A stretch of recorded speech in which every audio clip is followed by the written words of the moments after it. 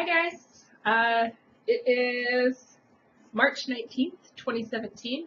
I'm Laura. You can find me as loraclare on Ravelry, lora.clare on Instagram. I blog at desertknit.blogspot.com, and I just recently reopened my Etsy shop, and you can find that at theyarnrunner.etsy.com, I think. Pretty sure. Yeah. I have a lot to share with you guys today. I might sound funny. I am still sick-ish. I feel mostly fine. I am still walking around with a tissue box and drinking lots of tea and water. But right now I am enjoying a Not Your Mom's strawberry rhubarb thingamabobber here. It's not going to focus, is it? There we go. And the glare from the window. Yay, glare. So, it's actually sunny out today and warm. I'm not wearing sleeves, at least not inside. Going outside, I'll put a jacket on. But, yeah, it's actually warm enough not to have to wear stuff, and the front door is open.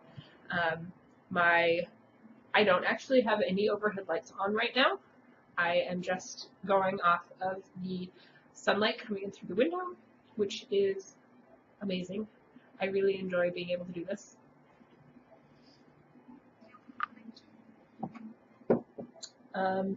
Yeah. So I guess first things first, it has been 2 weeks since I last saw you guys, or since you last saw me, I guess. Yeah, that would make more sense, wouldn't it? Since you're watching. I have a lot to share with you because it's the beginning of spring and there's a lot that happens at the beginning of spring around here. We have a massive garden in our front yard and our backyard every year. This year we are downsizing a little bit. We aren't going to be providing as many tomatoes and peppers to local restaurants as we have in the past. We'll still be growing quite a few so that we can preserve stuff for ourselves and probably bring stuff down to the food bank. The tomatoes that we grow, we have, I want to say this year we have 12 varieties, but we're only growing 2 of most of them. And then our favorite cherry style tomato, we're actually growing 6 plants of that one. The way that we grow them, we end up with a lot of tomatoes.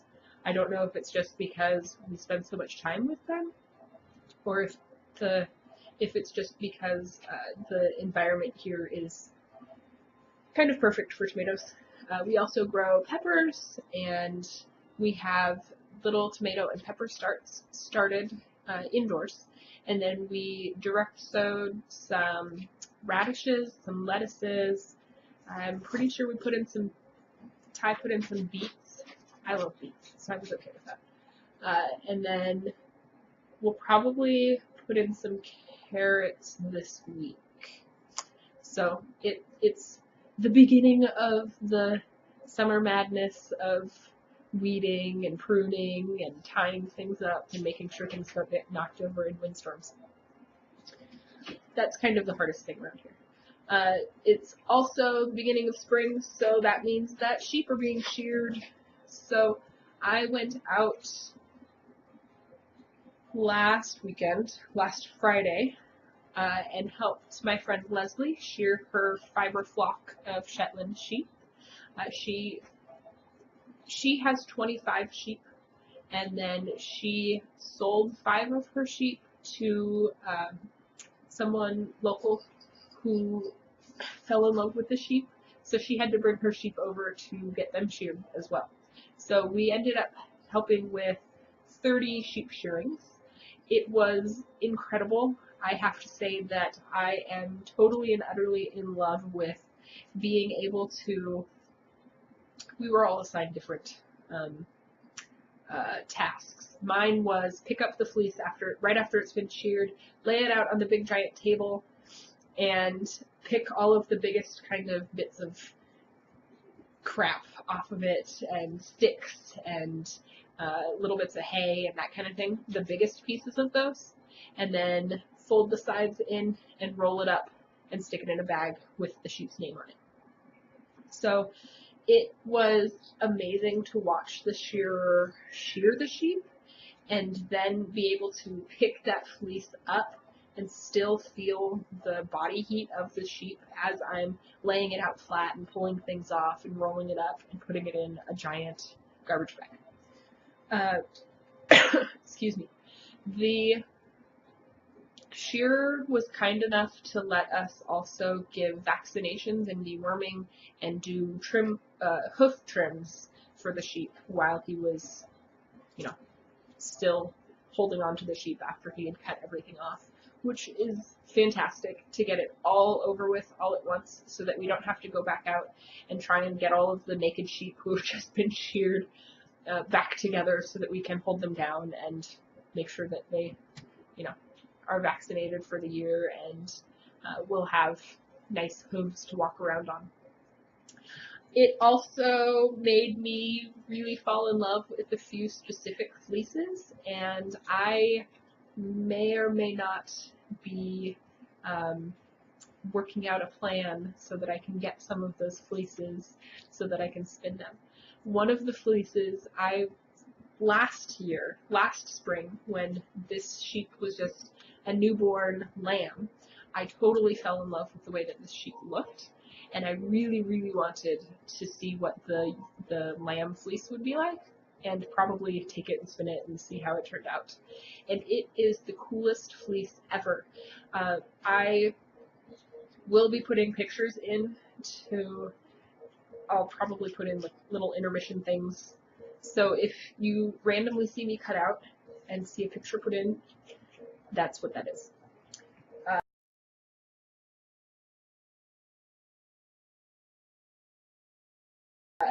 So, yeah. Let's see. I am helping a friend of mine with the Northwest Regional Spinners Association conference planning for 2019, and we've already kind of started talking about keynote speakers and class ideas, venues, and where people can stay, that kind of thing. The venue changes every year. So this year it's going to be over in the Salem area of Oregon. I think next year it's supposed to be in BC, Canada, I think. And then the year after that, 2019, it'll be back over here on the east side of Washington, Idaho, somewhere. Last year it was in Lewiston, Idaho. Incidentally, that is also where I ran the very first half marathon that I've ever run, so I was super excited. I was very excited that it was held there. I was really disappointed that something came up and I couldn't actually go and run along that same path that I did my first half marathon on, and then go to classes and the vendor fair and that kind of thing. So I will be helping with planning the 2019 NWRSA conference with a friend of mine, and that's kind of in the works now. We've started talking about things and emailing people and that kind of stuff. Let's see. Yesterday I went to the log cabin spin-in in Coeur d'Alene, Idaho. I also, while we were there, we went to the liquor store because it is so much cheaper to buy liquor up there than it is down here. The taxes here are killer compared to what you pay in Idaho. So I came home with a tiny, because it was just the silliest thing ever. I think I'm going to have to pause this and put in a picture of something and get the little tiny thing that I got. It was kind of a gag gift. So I had to go grab it because it's just like the silliest thing ever. It's vodka in a tiny water bottle. I'm not even kidding. It's vodka in a water bottle. It is reusable. It even says on the back that you should recycle it and reuse it and whatever. Of course, because it's vodka, it also has the relax and refresh on there. I don't like vodka at all. I think it's gross. But Ty really likes vodka, so gift. Silly, silly gift, but still. It was amusing.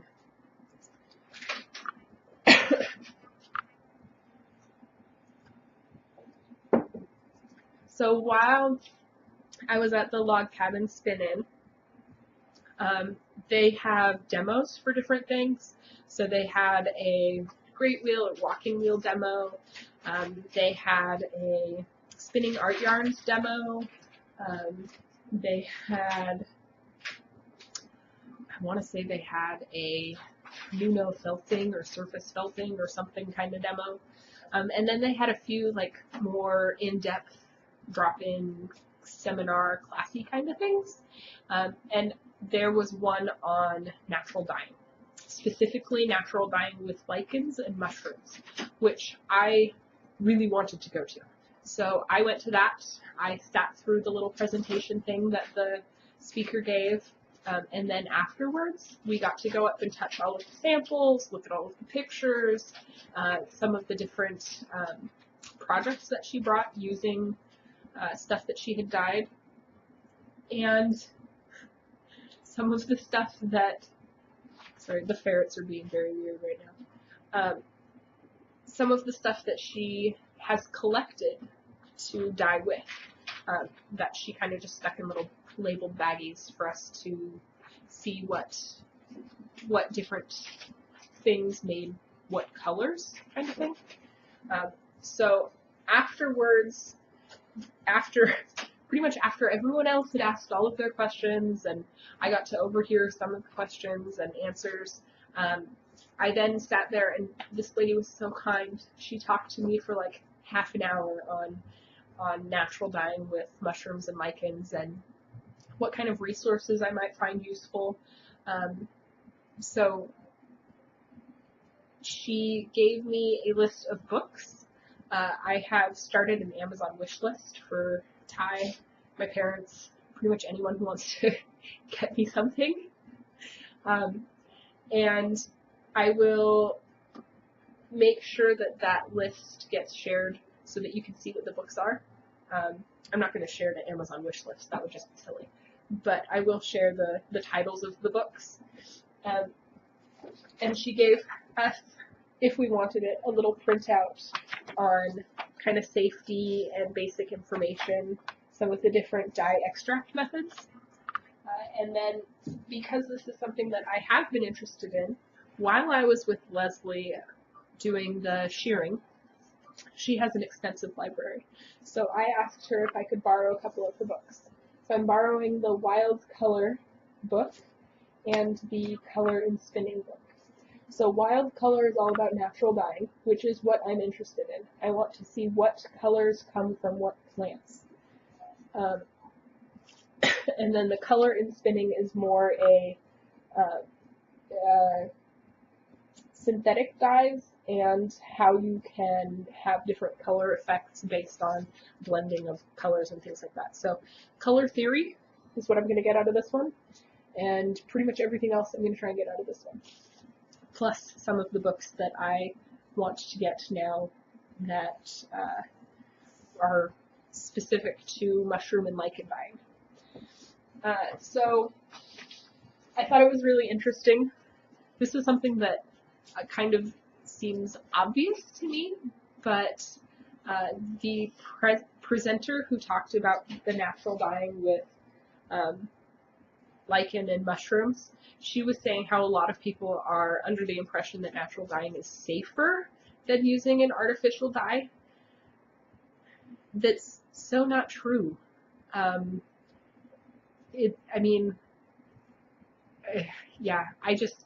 The way that she explained it, it was astonishing to me, the number of people who think, oh yeah, because it's all natural, I can just use it in the same pots and pans that I cook with. That's not how that works. So if you've ever been interested in dyeing, make sure that you actually look into safety gear and a whole separate set of pans and pots and pans for dyeing with and stirring with and all that kind of stuff. Also at Log Cabin Spinnin', there just so happened to be quite a few pocket wheels, and I got to see a lot of different pocket wheels. I even got to see one of the original pocket wheels made by Doug Dodd before John McCoy took over he bought the patent and started making the wheels. So that was really, really cool.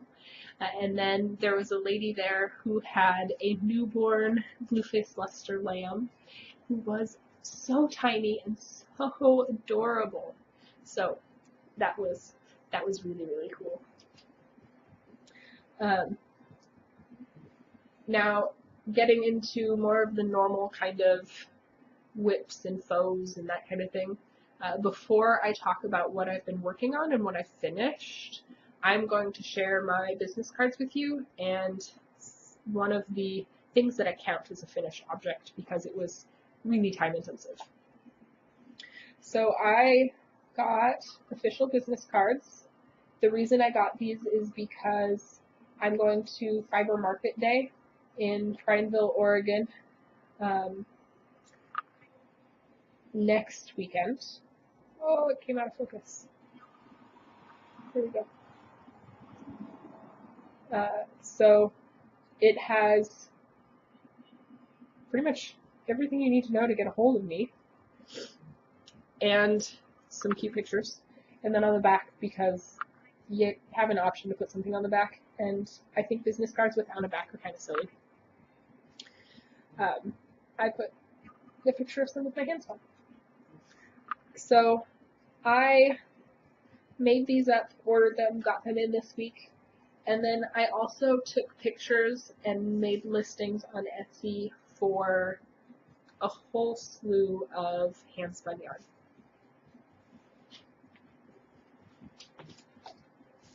All kinds, all colors, and I don't know if my pictures and descriptions are actually something that people will find useful and something that will encourage people to take a chance and buy some of the hand-spun yarn. I also put some hand-prepared fiber up on it, so if you take a look and see something that you think should be changed or something that you really like about one thing that I haven't done consistently through all of the listings, then please get a hold of me. You can start a conversation on Etsy, you can get a hold of me through the blog, through Instagram, YouTube comments. Sometimes it's harder to see for my phone for whatever reason to notify me about the YouTube comments, but I will eventually find it. Again, my Etsy store can be found at theyarnrunner.etsy.com. And there's dyed stuff and undyed stuff, stuff that's commercially prepped but indie dyed, and stuff that I process myself. So I welcome feedback. Constructive criticism, not flat out harsh criticism would be ideal. Please be kind. But yeah. The other finished object that I have to share with you, I guess, so all of the pictures and the business cards and that kind of thing, I am considering a finished project because it took a long time, and I'm fairly proud of what I accomplished while I was sick. So the more traditional kind of finished object that I have to share with you are these 3 skeins of Romney. This is a 2-ply worsted weight Romney. I processed the fleece. It's fleece that I got at Black Sheep Gathering last June. The sheep is from Oregon, so it's a local sheep. I would consider that local. It is 3 skeins and approximately 680 yards of worsted. This is stuff that I combed and then spun straight from the comb. So, an official finished object. And then I just have 3 whips to share with you guys. Oh, and a gift, I guess. I did get a gift. So my first whip work in progress is my Jenkins Inglenook Fibers spin along for the Jenkins challenge. The challenge is for March, the March challenge. The challenge is to spin 50 grams of a chosen dyer from a list that we voted on. Was it the end of last year? Beginning of this year? I don't remember when we voted, but it was a couple months ago. So 50 grams of Inglenook Fibers. I started the month with 10 grams already spun and a goal of finishing the whole. I want to say that the braid was 4.7 ounces, so more than just 100 grams even. This is what I have done on my Jenkins. I am not only using my Jenkins to spin this, I'm also using some of my goddesses. It's not really focusing, but I guess that's okay. You can see it's purple and it's skinny. And then, excuse me, I've started another turtle on this guy, on my finish. So now I only have 1 turtle in progress. You might find this interesting. This is from the finch. This is my first turtle from the horn spindle, which is smaller than a cachulu. This is my second turtle from that horn spindle. So these are off of the same spindle.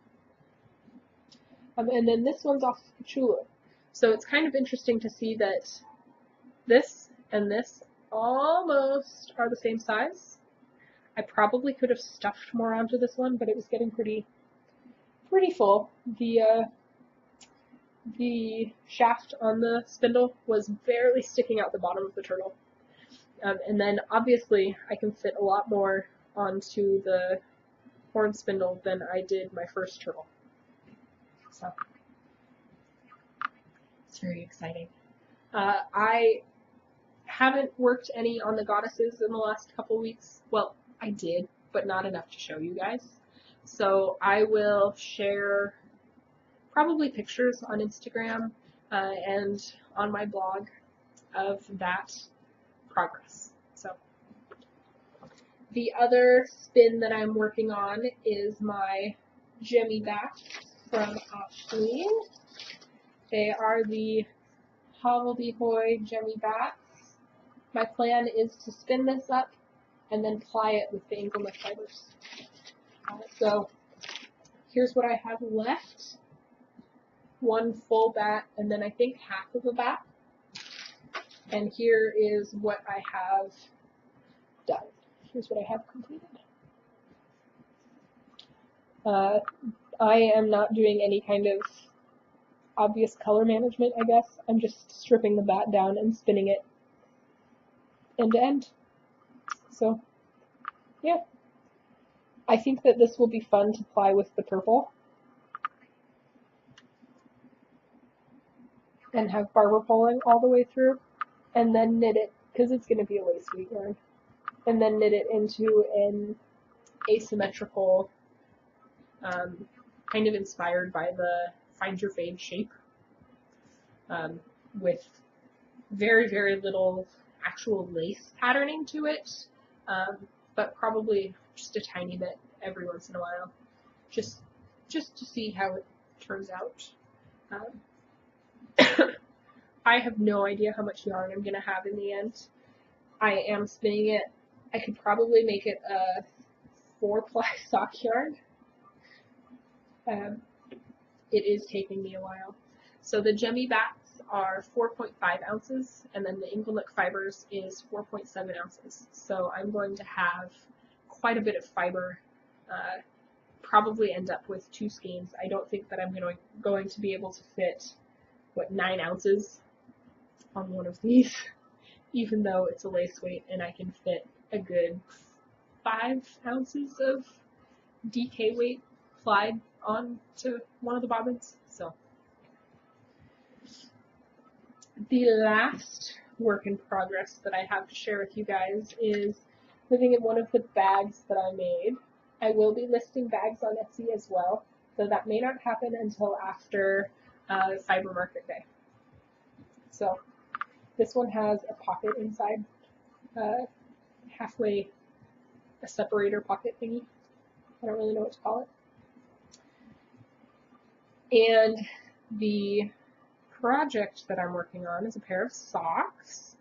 It is my Honey Badger socks as a replacement pair for the pair that I knit 5 years ago, 6 years ago, something like that.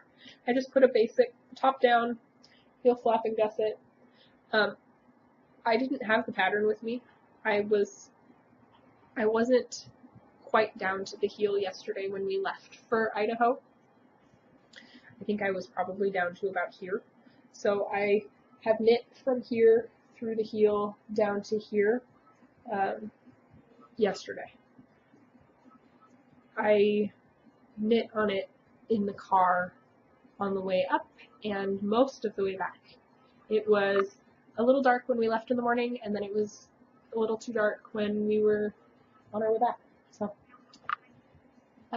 I'm continuing the pattern all the way down the foot. I don't remember what the pattern is,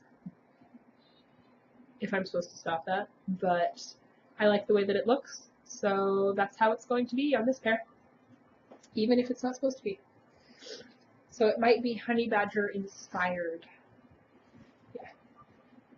Yeah.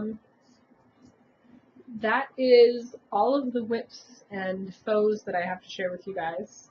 And then I did get a gift. So my friend Connie, the one who I'm helping with the NWRSA organizing, she made up a bunch of mittens from sweaters, wool sweaters that she felted and cut up and sewed into mittens. So this is a pair that she had left, and I